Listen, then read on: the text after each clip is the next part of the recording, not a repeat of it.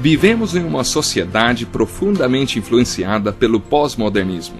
Estamos na era das muitas ideias, conceitos e valores. Como viver em família nesta era? Como criar filhos nesta época, quando parece que eles é que sabem de tudo? O Encontro com a Palavra está apresentando a série Família. Vamos ao programa de hoje com o pastor Edson Bruno.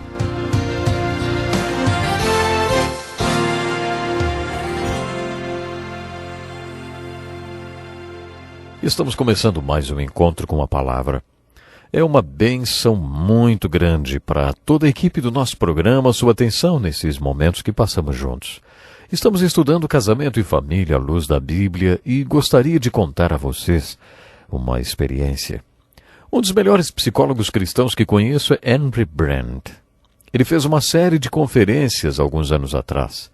Uma noite, ele conduziu um fórum de discussão com perguntas e respostas.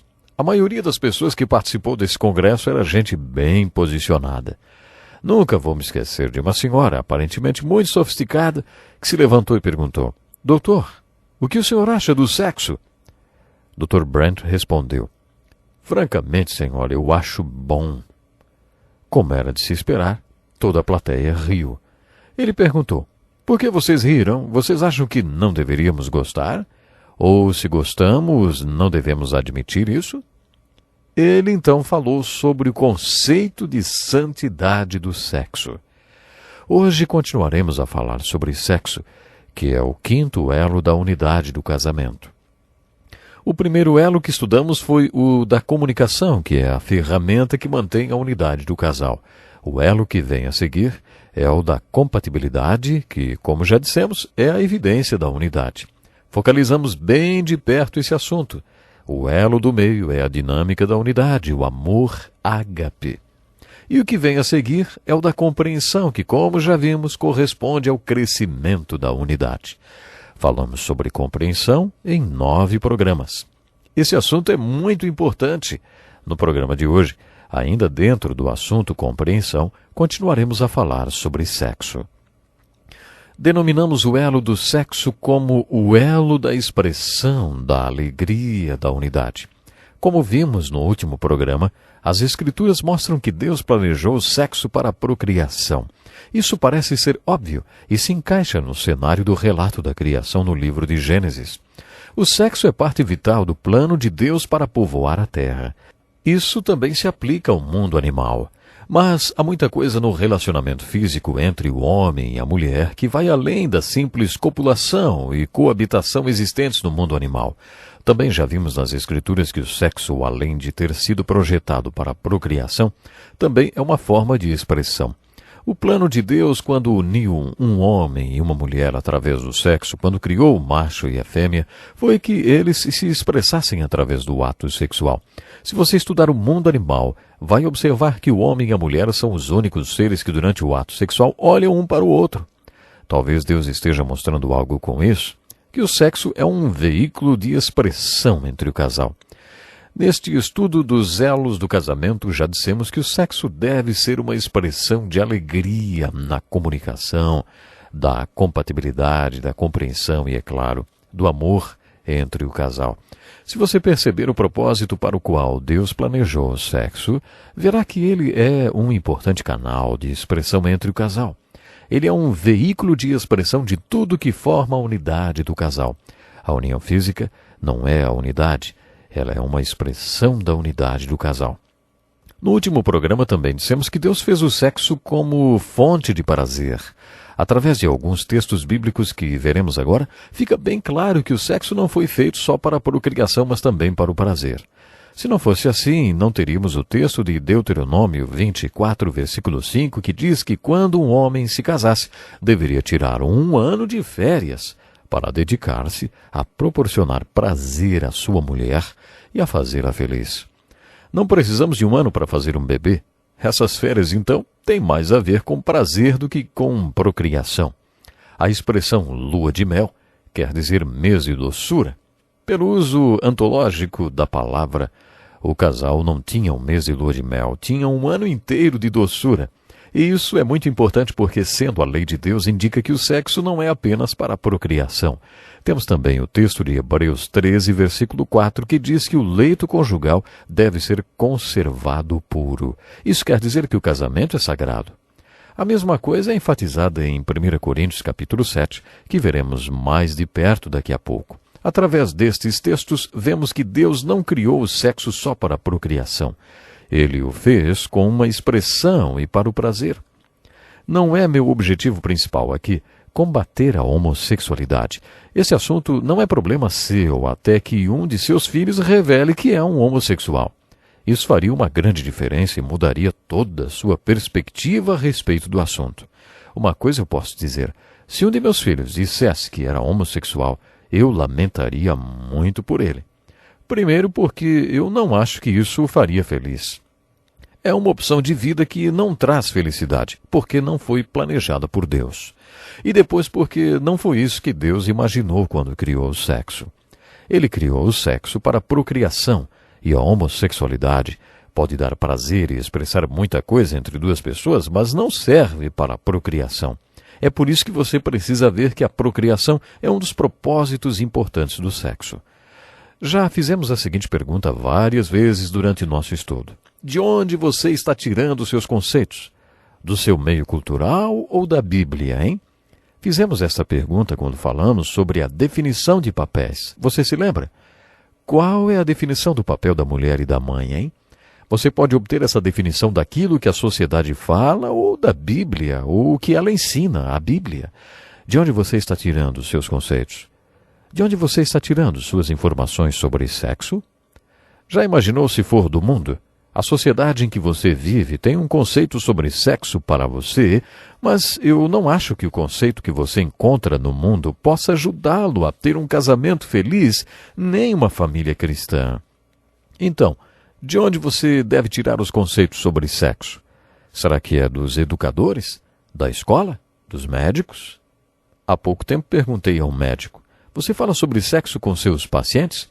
Eu não. Eles não me perguntam, ele disse. Se você não se informar na escola, nem com seu médico, será que você vai aprender com o governo?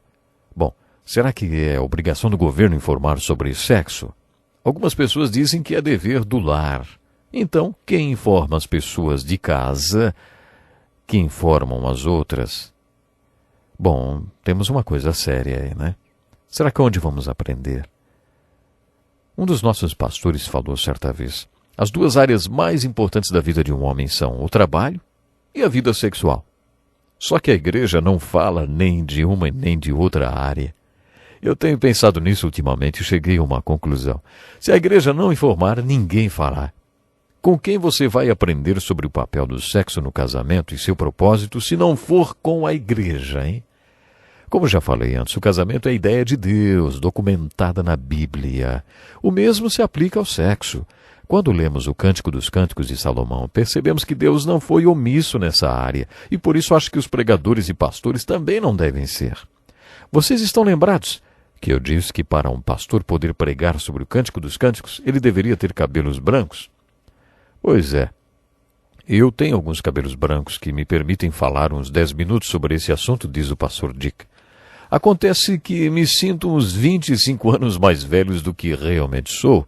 Acabei de fazer 64 anos.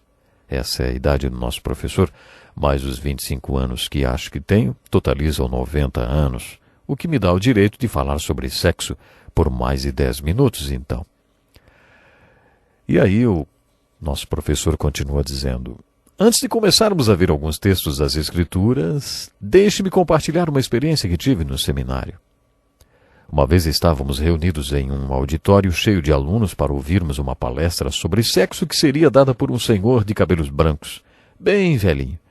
Depois da palestra, que por sinal foi ótima e super informativa, ele abriu espaço para perguntas e alguém o perguntou o seguinte: quando o impulso, o prazer sexual, começa a diminuir, hein? Ele abriu um sorriso de orelha a orelha e falou: olha, eu não tenho a menor ideia. Acho que ele tinha uns 82 anos. Não temos que ser jovens para usufruir dessa expressão da unidade. Quando Deus criou o sexo, disse que era muito bom.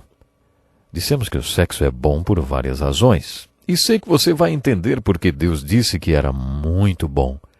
Era muito bom da maneira como Ele planejou. O relacionamento sexual destinado a satisfazer o marido e a mulher. Algumas pesquisas indicam que existem mulheres que nunca experimentaram nenhuma satisfação sexual. Acho que a razão para isso é o homem, sua ignorância e egoísmo. Por isso gostaria de desafiar os homens. Deus criou o sexo para satisfazer o homem e a mulher. Tanto o homem como a mulher precisam aprender tudo o que for necessário para que os dois tenham um casamento feliz. Podemos resumir esse tudo com o capítulo 13 de 1 Coríntios. Aqueles versículos no meio deste capítulo são um raio-x do amor e nos dizem o que significa amar. Aquelas 15 virtudes que formam o amor não estão centradas no eu. Você está lembrado? Vimos que Jesus e Paulo foram acusados de serem excêntricos, porque o centro de suas vidas não era mais eles mesmos. Eles foram acusados de não serem como as pessoas normais, centradas nelas mesmas. Eles eram excêntricos. Eles foram acusados de estarem com o centro fora do lugar, no sentido literal, de estarem ao lado deles mesmos. Todo mundo tem como centro de sua vida o próprio eu, mas quando se converte, esse centro muda, passa a ser excêntrico. O centro de sua vida deixa de ser você mesmo e passa a ser Cristo e o próximo. Para que exista satisfação sexual entre o homem e a mulher, os dois, mas principalmente o homem, tem que ser excêntrico. Um tem que estar centrado no outro, para que os dois usufruam o relacionamento sexual. Quando falamos sobre ser excêntrico, também falamos de uma palavra criada pelo Centro de Pesquisa da NASA, descentrado. Eles usam essa palavra quando algo entra em órbita e tem o seu próprio centro alterado, descentrado. Paulo afirma em 2 Coríntios capítulo 5 que o seu centro foi alterado quando ele se tornou um cristão. No meu ponto de vista, só as pessoas que tiverem seu centro alterado poderão realmente desfrutar da satisfação sexual como Deus planejou, tanto o homem como a mulher. Para que isso aconteça, marido e mulher precisam se comunicar e se entender. É uma pena, mas temos que parar por aqui hoje. O nosso tempo acabou. Minha oração é que Deus possa lhe abençoar grandemente, você, homem, mulher, que acompanha o nosso programa, que você possa ter grandes conquistas, grandes vitórias. Nós acreditamos nisso. Até o nosso próximo programa e que Deus lhe abençoe.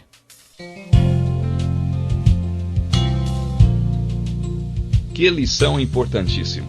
Obrigado, pastor Edson Bruno. Prezado ouvinte, coloque em prática o que você ouviu aqui.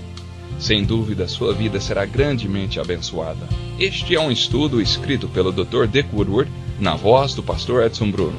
Escreva-nos e solicite o material. Nosso endereço é Encontro com a Palavra, Caixa Postal 2011, CEP 89201-970, Joinville, Santa Catarina. Até o nosso próximo encontro com a Palavra.